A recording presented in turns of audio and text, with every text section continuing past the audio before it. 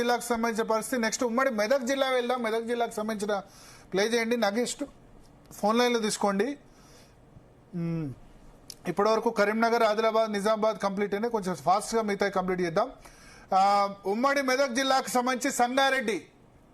Yes స్పందన మీకు పంపించాను, చదవండి. సంగారెడ్డి సంబంధించి సంగారెడ్డి 38 వార్డులు భరత్. కాంగ్రెస్ 12 నుంచి 13, బీఆర్ఎస్ 15 నుంచి 16, బీజేపీ 3 నుంచి 4, ఎంఐఎం 2 0 నుంచి 2.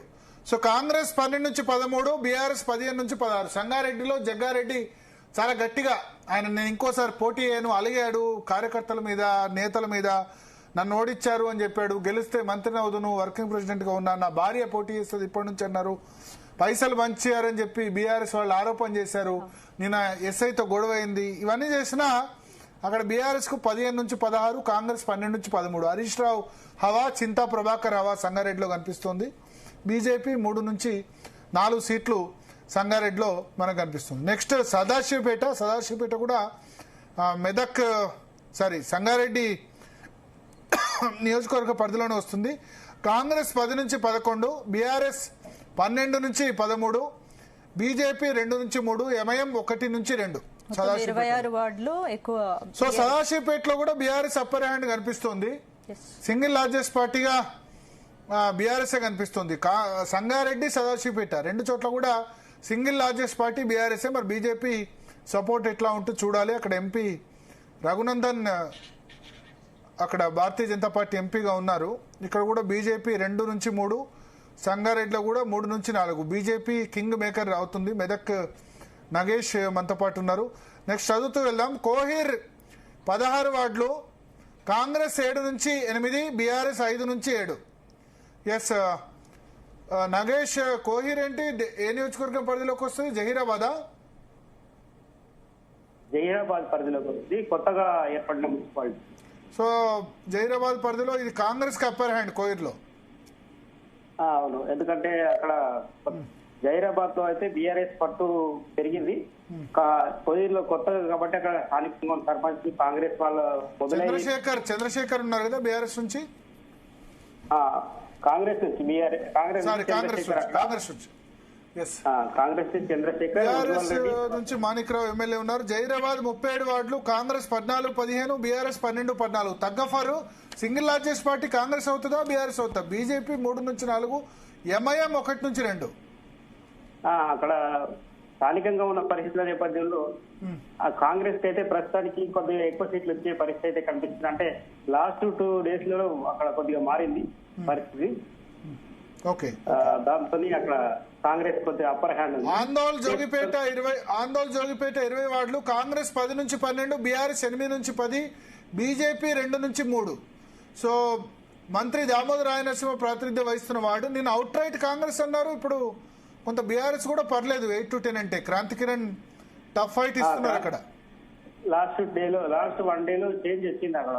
ఎందుకంటే స్థానికంగా ఉన్న సమీకరణాలు కావచ్చు, కొంత మైనార్టీలకు ఒకరికి కూడా సీట్ ఇవ్వలేదు కాంగ్రెస్ వాళ్ళది ఒక అపవాదం.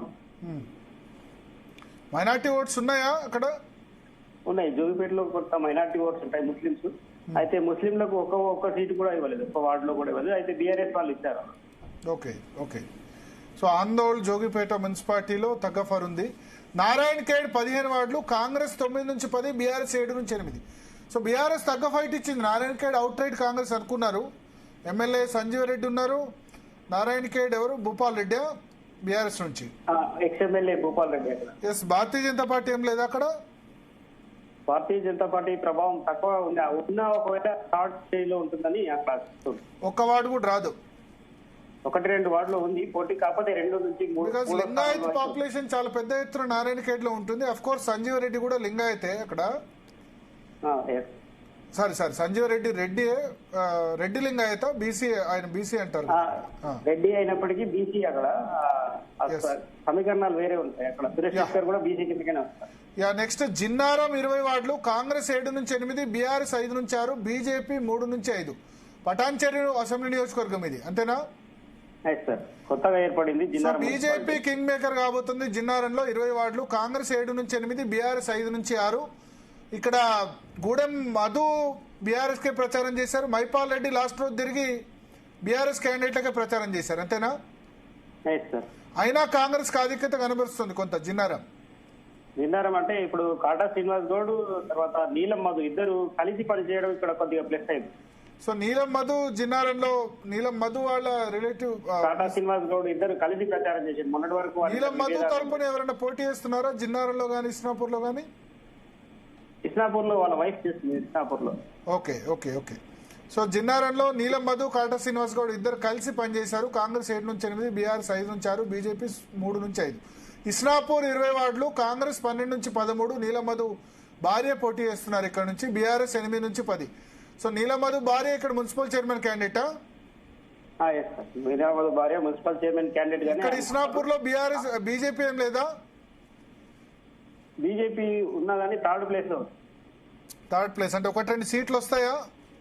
వచ్చే అవకాశం ఉంది. కాకపోతే ప్రస్తుతానికి నమ్మకంగా చెప్పలేము. 1-2 సీట్ల పైన ఆశ అయితే ఉంది. ఓకే. నెక్స్ట్ ఇంద్రేశం 18 వార్డులు, కాంగ్రెస్ 6 నుంచి 7, బీఆర్ఎస్ 8 నుంచి 9. సో ఇంద్రేశం లో బీఆర్ఎస్ అప్పర్ హ్యాండ్ కనిపిస్తోంది. ఇక్కడ కొంత గూడెం మైపాల్ రెడ్డి ప్రభావం ఉంటుంది ఓకే ఈ ప్రాంతంలో. సో గూడెం మైపాల్ రెడ్డి ఇక్కడ ఎక్కడ క్యాండిడేట్లను తన వాళ్ళకి బీఫామ్ ఇవ్వలేదా? కాంగ్రెస్ పార్టీ బీఫామ్స్ ఇవ్వలేదా అసలు? అంటే గతంలో ఈయన అనుచరులు ఎవరైతే ఉన్నారో వాళ్ళకి కొంతమందికి బీఫామ్లు అందాయి బీఆర్ఎస్ నుంచి అందే. మరి కాంగ్రెస్ ఈయన బీఫామ్లు ఎవరికి ఇవ్వలేదా? ఇవ్వలేదు. కాంగ్రెస్ నుంచి పూర్తిగా ఆయన తప్పుకున్నట్టుగానే ఉంది ప్రస్తుతానికి. ఎందుకంటే ఎలక్షన్ లాస్ట్ రోజు కూడా మైపాల్ రెడ్డి భార్య, వాళ్ళ సోదరుడు మొత్తం అందరూ బీఆర్ఎస్ లో చేరిపోయారు హరీష్ రావు సమక్షంలో. Okay okay. ప్రచారం లాస్ట్ రోజు. సో గుమ్మడి దళ 22 వార్డులు, కాంగ్రెస్ 8 నుంచి 10, బీఆర్ఎస్ 13 నుంచి 14. ఇది కూడా పటాన్చేరేనా? ఇది పటాన్చేరి. 5 కొత్త నియోజకవర్గాలు ఇవన్నీ మున్సిపాలిటీ. 5 కొత్త మున్సిపాలిటీస్ అంటే అన్ని గ్రామ పంచాయతీలు మున్సిపాలిటీ చేశారు. గుమ్మడి దళ 22 వార్డులు, కాంగ్రెస్ 8 నుంచి 10, బీఆర్ఎస్ 13 నుంచి 14. అంటే బీఆర్ఎస్ కే ఇక్కడ ఆధిక్యత కనిపిస్తుంది. ఇంద్రేశం ప్లస్ గుమ్మడి దళ 2 చోట్ల కూడా బీఆర్ఎస్ ఆధిపత్యం కనిపిస్తుంది. బీజేపీ ఉందా గుమ్మడి దళ? బీజేపీ ఉంది సార్, ఒక వార్డులో గెలిచే అవకాశం ఉంది. ఓకే. కాకపోతే అక్కడ కన్ఫర్మ్ కాలేదు. గడ్డి పోతారం ఇది కూడా పటాన్చెరు నియోజకవర్గమే. ఇక్కడ బీఆర్ఎస్ 11 నుంచి 12, కాంగ్రెస్ 6 నుంచి 7.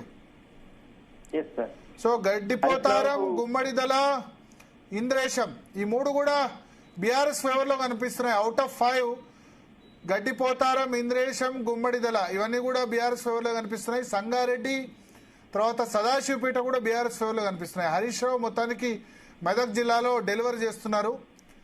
క్లియర్ గా హరీష్ రావు ప్రాబల్యం మనకు ఖచ్చితంగా కనిపిస్తుంది. ఆయన ఎన్నికల ప్రచారం సందర్భంగా కూడా రేవంత్ రెడ్డి ఇక్కడికి ప్రచారానికి రావట్లేదు, హరీష్ రావు ఉన్నాడని భయపడుతున్నారా అన్నారు. నెక్స్ట్ చూసుకుంటే మెదక్ 31 వార్డులు, కాంగ్రెస్ 13 నుంచి 14, బీఆర్ఎస్ 10 నుంచి 12, బీజేపీ 1 నుంచి 2. మెదక్ సంబంధించి అక్కడ మైనంపల్లి రోహిత్ ఎమ్మెల్యేగా ఉన్నారు. Advantage towards Congress. Clear majority రాదా కాంగ్రెస్ కు మెదక్ లో? మొదట్లో అంటే ప్రచార ప్రభావం స్టార్టింగ్ లో క్లియర్ మెజార్టీ ఉంది. అయితే మైనంపల్లి రోహిత్ తర్వాత హనుమంతరావు ఇద్దరి ఏదైతే నోటి దురుస్తుందో వాటికే వాళ్ళకి పెద్ద డ్యామేజ్ అయింది. అక్కడున్న స్థానిక నాయకుడు బట్టి జగపతి కావచ్చు, ఇతర నాయకులు దుర్భాషలాడడం కూడా కొంత వారి మైలేజ్ తగ్గించింది. కాంగ్రెస్ కు అది డ్యామేజ్ అయింది. నోటి దురుసు అంటే అగ్రెసివ్ క్యాంపెయిన్ కూడా కావచ్చు. మైనంపల్లి మాటలు చాలా మంది ఇష్టపడే వాళ్ళు కూడా ఉంటారు, చాలా బాగా మాట్లాడతాడు ఆపోజిషన్ మీద అని చెప్పి. సో అది మైనస్ అయిందని మీరు అంటారు. ఓకే. నెక్స్ట్ నర్సాపూర్ 15 వార్డులు, ఇక్కడ బీజేపీ కింగ్ మేకర్ అవబోతుంది. కాంగ్రెస్ 5 నుంచి 7, బీఆర్ఎస్ 6 నుంచి 8. సునీతా లక్ష్మారెడ్డి ఎమ్మెల్యే, మాజీ మహిళా కమిషన్ చైర్మన్. బీజేపీ 4 నుంచి 5, బీఆర్ఎస్ 6 నుంచి 8, బీజేపీ 4 నుంచి 5. రఘునందన్ రావు ఫేవర్ గా చాలా మంది పనిచేశారు ఇక్కడ. దాంతో ఇక్కడ కొంత పెరిగే అవకాశం ఉంది వార్డు. ఎస్. నెక్స్ట్ రామాయంపేట, ఇది మెదక్ అసెంబ్లీ నియోజకవర్గమే. కాంగ్రెస్ 3 నుంచి 4, బీఆర్ఎస్ 5 నుంచి 6, బీజేపీ 0 నుంచి 1. రామాయంపేటలో కాంగ్రెస్ కంటే బీఆర్ఎస్ కి ఎక్కువ ఓట్లు వస్తున్నాయి, ఎక్కువ సీట్లు వస్తున్నాయి. ఎందుకంటే మైనంపల్లి రోహిత్ మీద ఉన్న వ్యతిరేకత, ఇటీవల జరిగిన కొన్ని పరిణామాలు అక్కడ వీళ్ళకి కలిసి వస్తాయి బీఆర్ఎస్ వల్ల. ఓకే. నెక్స్ట్ తూప్రాన్ గజ్వేల్ నియోజకవర్గం, కేసీఆర్ నియోజకవర్గం స్పందన. కాంగ్రెస్ 7 నుంచి 9, బీఆర్ఎస్ 6 నుంచి 8. సో కాంగ్రెస్ పార్టీకి ఎక్కువ సీట్లు ఇస్తున్నారు మీరు తూప్రాన్ లో నగేష్. తూప్రాన్ లో కొన్ని సమీకరణాలు అంటే వీళ్ళు సిట్టింగ్ అభ్యర్థులకు సీట్లు ఇవ్వకపోవడం ఒకటి, రెండోది చివరి నిమిషంలో ఇండిపెండెంట్లు బాగా రెబల్స్ గా మారారు. మరి ఇండిపెండెంట్లకు ఏం రావట్లేదా ఇక్కడ? ఇండిపెండెంట్ అంటే కాంగ్రెస్ కు వాళ్ళ మద్దతుదారులే కాబట్టి వచ్చిన వాళ్ళకి వస్తాయని ఇక్కడ ప్రచారం అయితే జరుగుతుంది. Okay okay okay so Toopran లో కాంగ్రెస్ గెలిస్తే కేసీఆర్ అడ్డాలో కాంగ్రెస్ గెలిచినట్టు. అక్కడ ఒంటేరు ప్రతాప్ రెడ్డి బీఆర్ఎస్ నుంచి ఆల్మోస్ట్ అంతే తానే తిరిగారు. తూప్రాన్ లో అక్కడ బీఆర్ఎస్ నుంచి నర్సారెడ్డి బహుశా జిల్లా కాంగ్రెస్ అధ్యక్షుడు. కాంగ్రెస్ నుంచి నర్సారెడ్డి, తుమ్కుంట నర్సారెడ్డి ఉన్నారు. నర్సారెడ్డి ఇంకా డిసిసి అధ్యక్షుడు ఉన్నారా? ఉన్నారు. ఓకే. గజ్వేల్. సో గజ్వేల్ 20 వార్డులు, కాంగ్రెస్ 8-10, బీఆర్ఎస్ 10-12. టఫ్ ఫైటే కేసీఆర్ దగ్గర గజ్వేల్లో కూడా. అంటే గజ్వేల్ లో కొన్ని వార్డుల్లో ఈ మల్లన్న సాగర్ ఎఫెక్ట్ ఉంది, 5 వార్డుల వరకు ఎఫెక్ట్ ఉంది. మా బీజేపీ పరిస్థితి ఏంటి గజ్వేల్లో? గజ్వేల్ లో బీజేపీ 1 నుంచి 2 స్థానాలు రావచ్చు. అయితే 3rd ప్లేస్ లో ఉన్నాయి అవి ప్రస్తుతానికి. కొన్ని 4 సీట్లైనా వస్తాయని చెప్తున్నారు బీజేపీ నేతలు గజ్వేల్లో. వాళ్ళు చెప్తున్నారు సార్, కానీ అక్కడ స్థానికంగా ఉన్న ప్రజల నుంచి వచ్చిన మాట ఏంటంటే లీడర్షిప్ క్వాలిటీ, లీడర్షిప్ అనేది లేదు అక్కడ. స్థానికంగా ప్రజల్లో బీజేపీ భావజాలం ఉంది కానీ లీడర్షిప్ క్వాలిటీ. ప్రచారం చేశారా వచ్చి గజ్వేల్లో? వచ్చారు సార్, ఇటల రాజేందర్ వచ్చారు, రఘునందన్ కూడా చేశారా?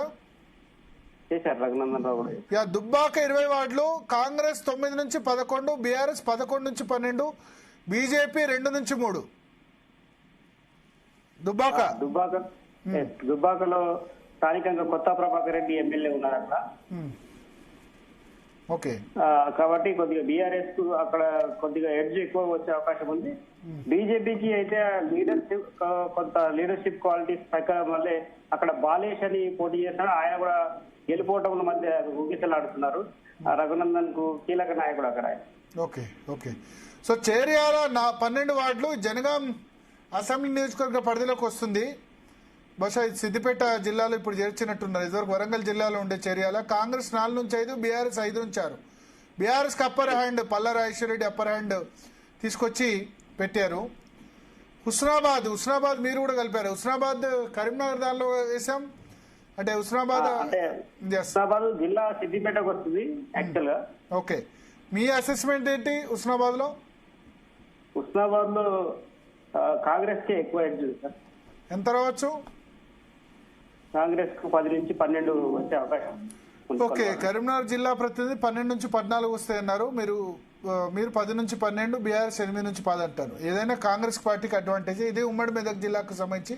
ఉమ్మడి మెదక్లో బీఆర్ఎస్ కు మిగతా ఏ జిల్లాలో రానన్ని మున్సిపాలిటీస్ రాబోతున్నాయి. సంగారెడ్డి, సదాశివపేట, తర్వాత నెక్స్ట్ చూసుకుంటే ఇంద్రేశం, గుమ్మడిదల, గడ్డిపోతారం, ఆ తర్వాత నర్సాపూర్లో ఎడ్జ్ కనిపిస్తుంది, దుబ్బాకలో ఉంది, గజ్వేల్ రాబోతోంది, రామాయంపేట రాబోతోంది, చేర్యాల ఉంటుంది. సో మిగతా ప్లేసెస్ అన్నిటికంటే కూడా మెదక్ జిల్లాలో చాలా కంఫర్టబుల్ పొజిషన్లో మనకు కనిపిస్తుంది. నెక్స్ట్ మహబూబ్ నగర్